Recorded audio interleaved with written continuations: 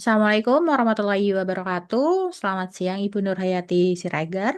Pada kesempatan kali ini, kami dari kelompok pajak penagihan akan mempresentasikan hasil tugas kami sebagai bentuk dari UAS semester genap dengan judul Efektivitas Surat Teguran, Surat Paksa, dan Surat Sita terhadap pencairan tunggakan pajak tahun 2021 sampai dengan 2025.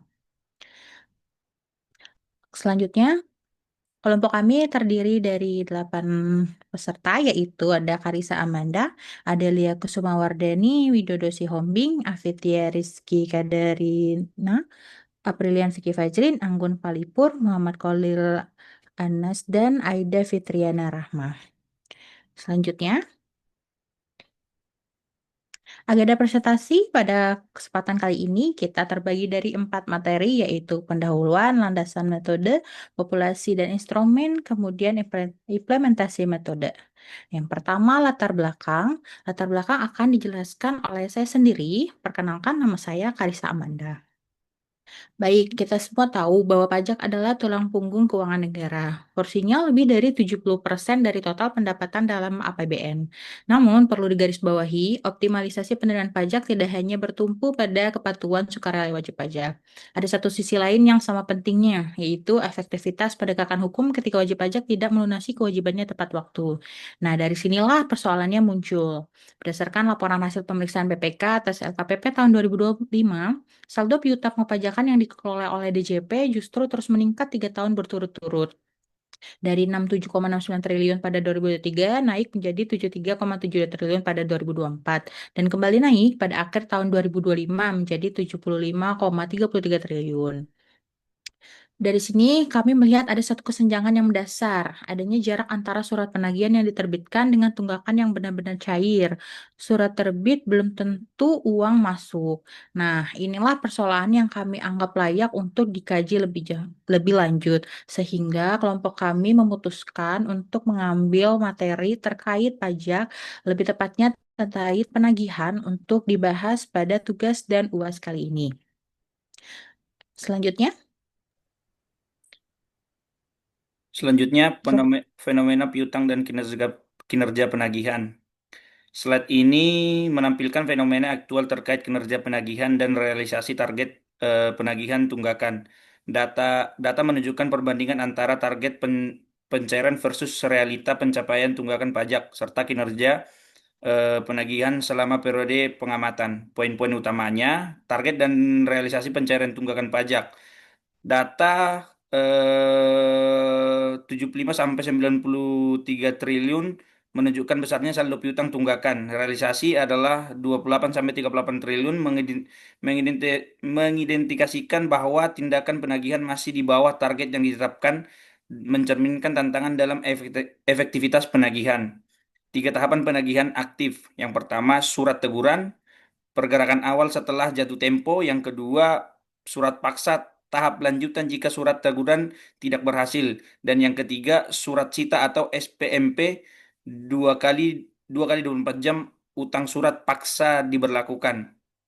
Fenomena ini mengidentifikasikan bahwa meskipun proses penagihan telah berjalan dengan tahapan yang terstruktur, tindakan efektivitas masih perlu ditingkatkan untuk menutup gap antara target dan realisasi. Faktor-faktor yang mempengaruhi kinerja penagihan seperti complement taxpayer, hambatan operasional atau faktor eksternal menjadi fokus dan analisa lebih lanjut. Yang selanjutnya adalah penelitian penelitian terdahulu dan research gap.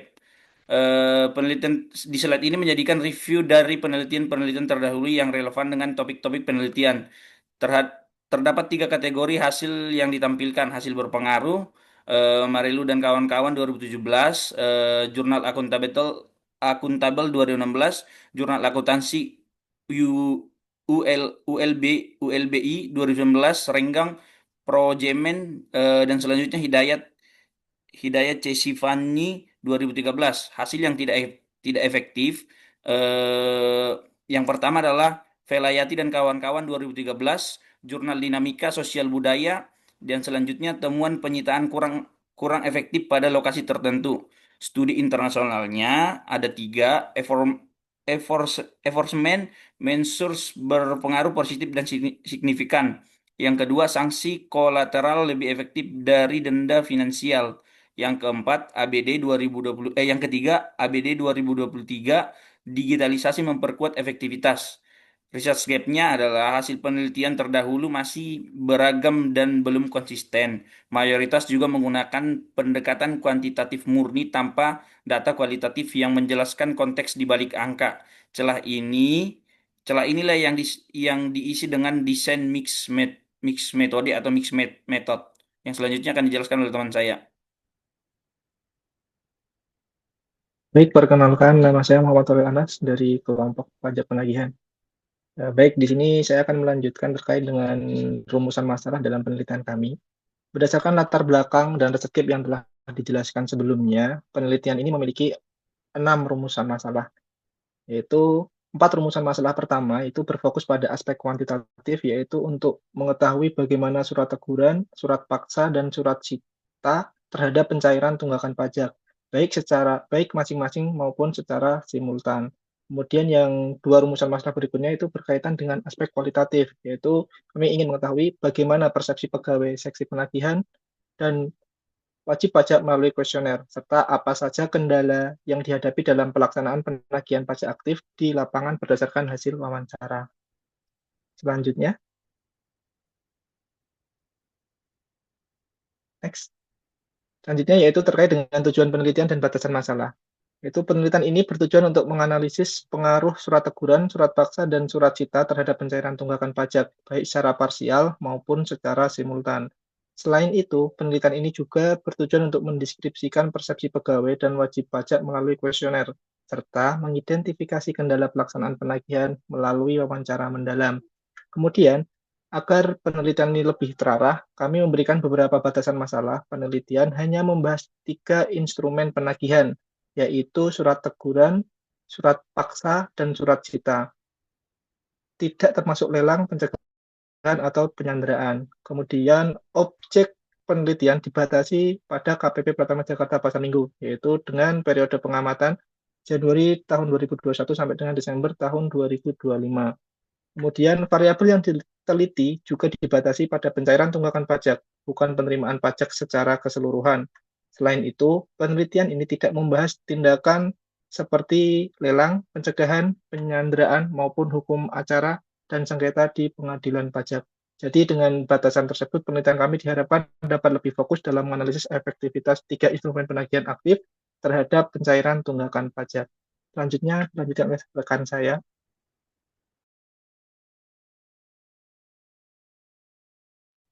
Perkenalkan, saya Aida dari kelompok penagihan pajak. Selanjutnya, saya akan mempresentasikan mengenai manfaat penelitian.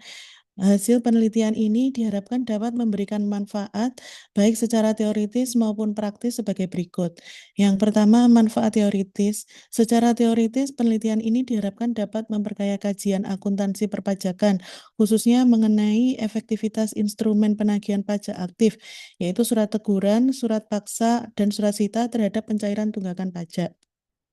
Selanjutnya, memberikan kontribusi dalam menjembatani kesenjangan atau research gap dari hasil-hasil penelitian terdahulu yang masih menunjukkan temuan beragam dan belum konsisten. Selanjutnya, menjadi referensi metodologis bagi penelitian selanjutnya yang menggunakan pendekatan mixed method dalam mengkaji efektivitas kebijakan penagihan pajak. Selanjutnya, manfaat praktis. Secara praktis, penelitian ini diharapkan bermanfaat bagi DJP, khususnya KPP Pratama Jakarta Pasar Minggu, sebagai bahan evaluasi dan masukan dalam merumuskan strategi penagihan pajak aktif yang lebih efektif guna meningkatkan pencairan terhadap tunggakan pajak. Selanjutnya, bagi wajib pajak sebagai sumber informasi mengenai konsekuensi dan mekanisme penagihan pajak aktif, sehingga dapat mendorong kepatuhan dalam melunasi kewajiban perpajakan secara tepat waktu. Bagi akademisi dan peneliti selanjutnya sebagai bahan referensi dan pembanding dalam melakukan penelitian sejenis, khususnya yang menggunakan pendekatan mixed method di bidang perpajakan.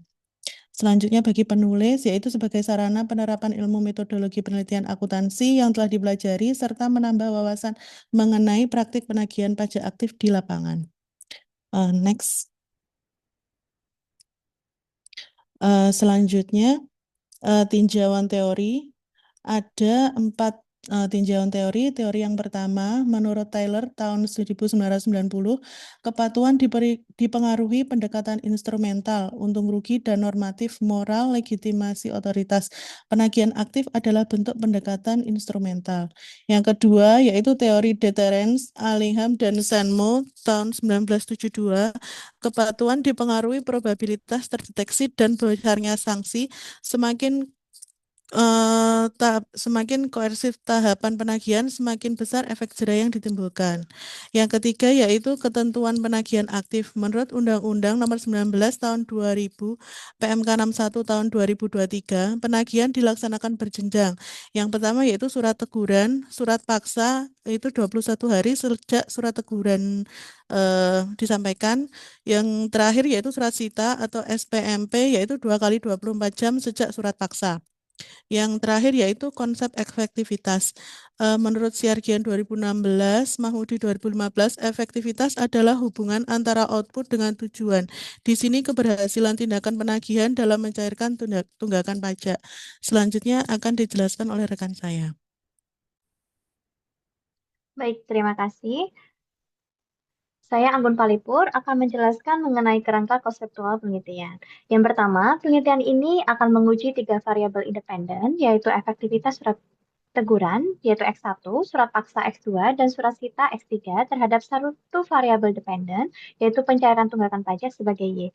Dan secara parsial akan diuji melalui hipotesis 1, 2, dan 3, sementara secara simultan akan diuji melalui hipotesis keempat. Selanjutnya,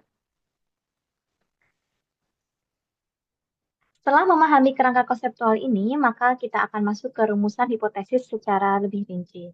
Nah, untuk hipotesis penelitian ini merujuk pada teori deference dari Allingham dan Sandmo pada tahun 1972, di mana semakin tegas penegakan hukum, maka semakin besar dorongan untuk patuh.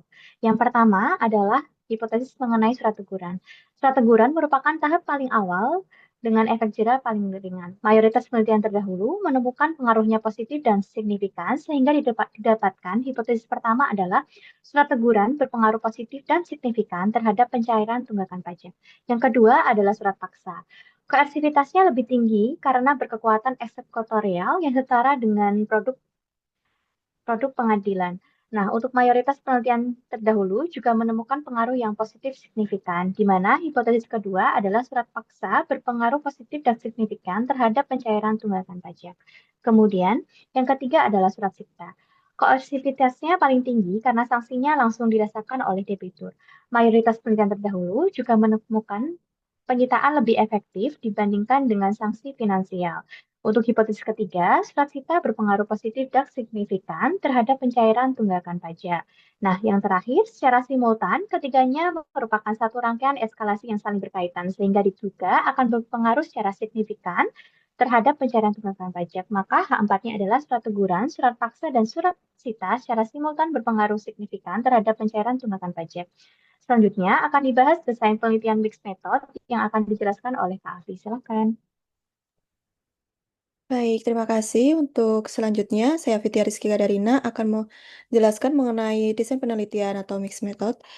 Penelitian ini menggunakan desain sequential explanatory menurut Sugiono tahun 2023, di mana analisis kuantitatif dilakukan terlebih dahulu, kemudian diperdalam dengan data kualitatif. Pada tahap pertama, kami melakukan analisis kuantitatif menggunakan data sekunder bulanan periode 2021 sampai 2025 yang diolah melalui regresi linear berganda dengan metode OLS.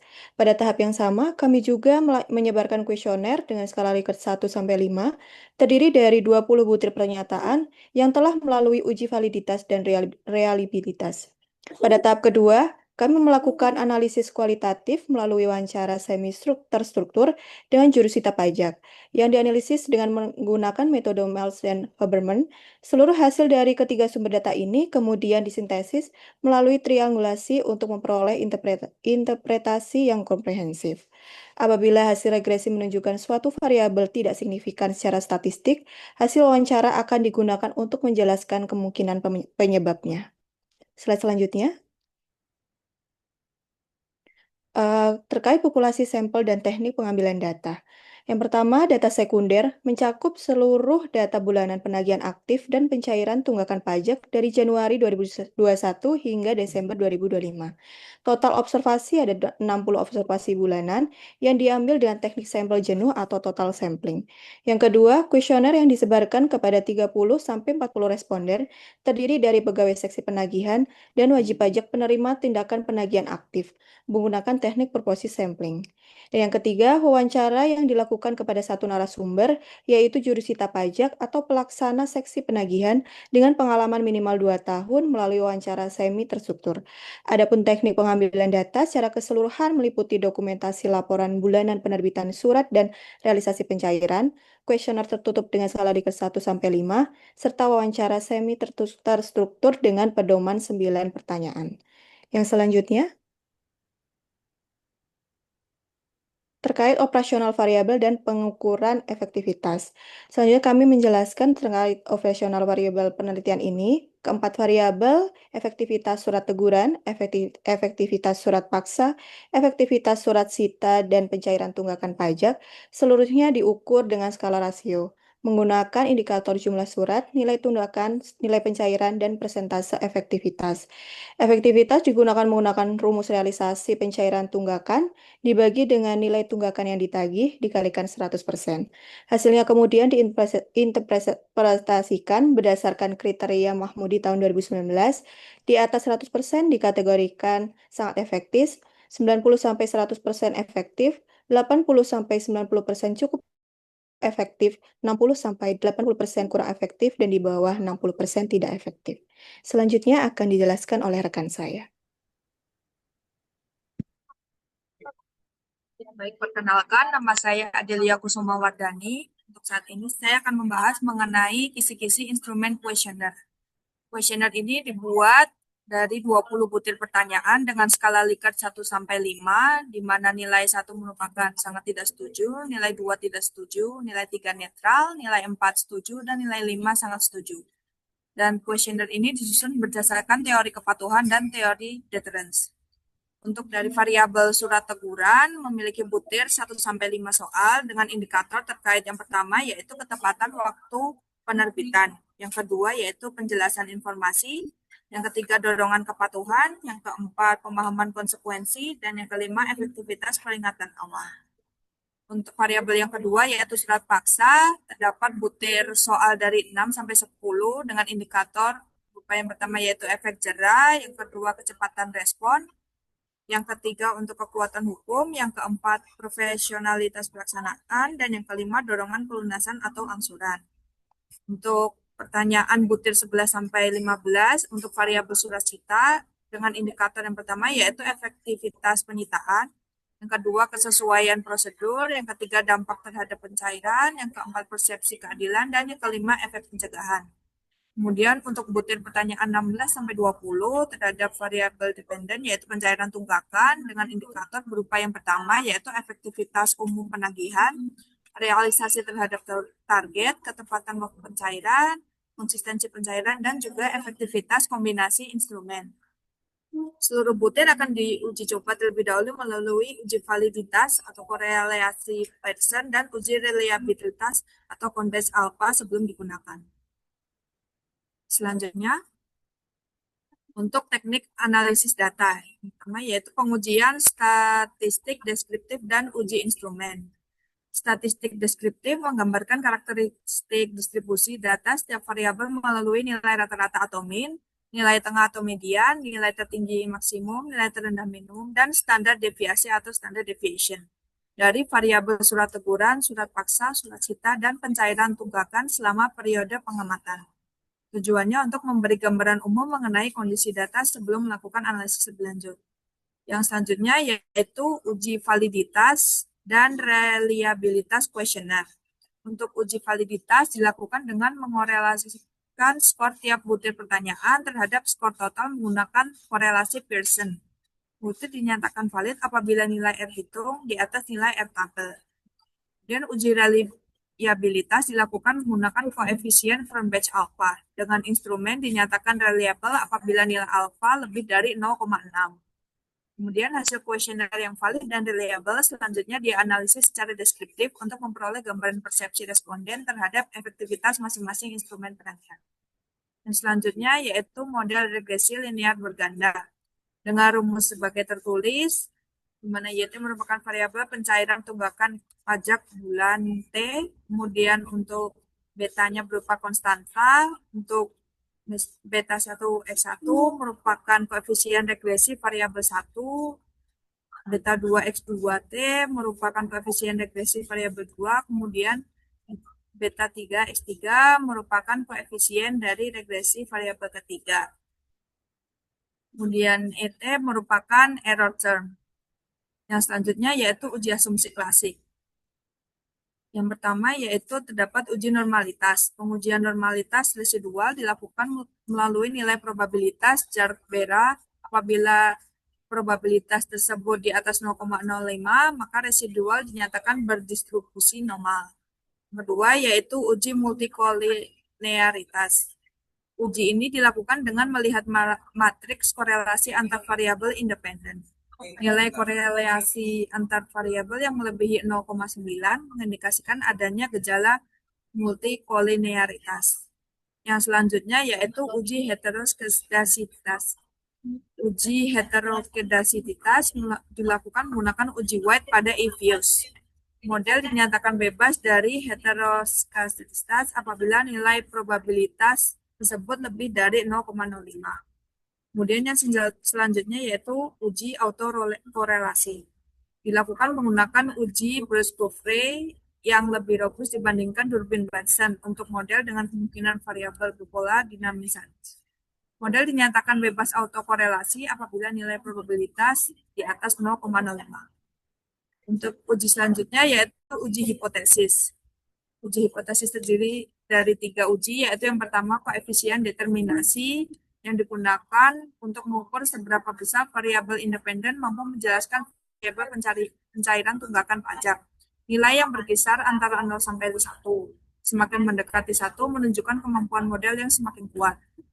Selanjutnya uji F atau uji simultan. Digunakan untuk menguji pengaruh surat teguran, surat paksa, dan surat cita secara bersama-sama terhadap pencairan tunggakan pajak. Kemudian selanjutnya yaitu uji T parsial. Apabila nilainya di bawah 0,05, maka mengindikasikan variabel tersebut berpengaruh signifikan terhadap pencairan tunggakan pajak. Kemudian merupakan analisis kualitatif melalui hasil wawancara. Dengan reduksi data, penyajian data, penarikan simpulan, model MICE, dan selanjutnya akan dilanjutkan oleh rekan saya. Baik, perkenalkan nama saya Aprilian Vicky Fajrin dari kelompok pajak penagihan. Selanjutnya adalah temuan wawancara dari narasumber. Di sini kita mengutip 6 poin. Yang pertama, otomatisasi Cortex. Jadi sebelum 2025 surat teguran ditarik manual oleh jurusita dari data STP jatuh tempo 30 hari plus 7 hari. Sejak Cortex terbit, otomatis dapat dicek wajib pajak lewat email atau akun terdaftar. Yang kedua, ada kendala data dan alamat. Jadi sulit menemui wajib pajak karena alamat tidak sesuai data terdaftar. Banyak wajib pajak merasa tidak punya utang pajak karena tagihan berasal dari denda keterlambatan atau STP tidak dilaporkan. Selanjutnya, respon surat paksa.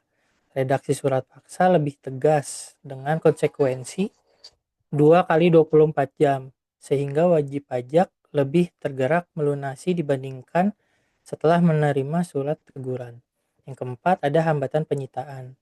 Penyitaan aset di lapangan sulit karena dokumen kepemilikan tidak diperoleh. Sebagian wajib pajak juga benar-benar kesulitan keuangan karena SKP menggambarkan kondisi tahun pajak yang sudah tidak relevan. Lalu yang kelima, ada instrumen paling efektif. Jadi menurut narasumber, surat paksa dan surat cita dinilai paling efektif mendorong pencairan tunggakan pajak. Yang terakhir ada saran perbaikan, yaitu dengan pembaruan dan validasi data wajib pajak, seperti alamat terdaftar, PIC, nomor telepon, dan email, agar proses penagihan lebih tepat sasaran. Slide selanjutnya, pada bagian ini penelitian menggunakan triangulasi data untuk memperoleh pemahaman yang lebih komprehensif terhadap hasil penelitian. Jadi hasil penelitian tidak hanya dilihat berdasarkan satu sumber data saja, tetapi dibandingkan dan dikaitkan dengan beberapa sumber informasi.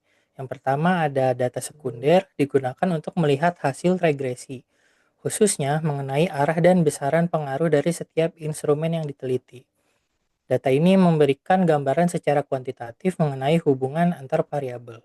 Yang kedua, data dari kuesioner digunakan untuk melihat persepsi secara kuantitatif dari pegawai dan wajib pajak.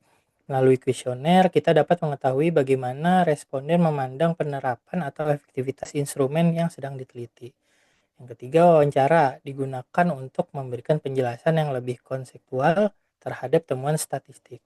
Artinya ketika hasil statistik menunjukkan suatu hubungan atau bahkan hasil yang tidak signifikan, wawancara dapat membantu menjelaskan kondisi yang terjadi di lapangan. Ketiga sumber data tersebut kemudian digabungkan melalui proses interpretasi komprehensif. Jadi temuan statistik tidak langsung dianggap sebagai hasil akhir, tetapi perlu dilihat kembali dengan mempertimbangkan kondisi atau kendala yang ditemukan di lapangan dari hasil wawancara. Dengan demikian, kesimpulan sementara dari penelitian ini adalah bahwa hasil penelitian tidak hanya berhenti pada angka-angka statistik. Penelitian juga berusaha menjelaskan mengapa suatu instrumen dapat efektif ataupun tidak efektif ketika diterapkan dalam praktik di lapangan. Dengan pendekatan triangulasi ini, hasil penelitian diharapkan menjadi lebih utuh. Sekian presentasi dari kami. Wassalamualaikum warahmatullahi wabarakatuh.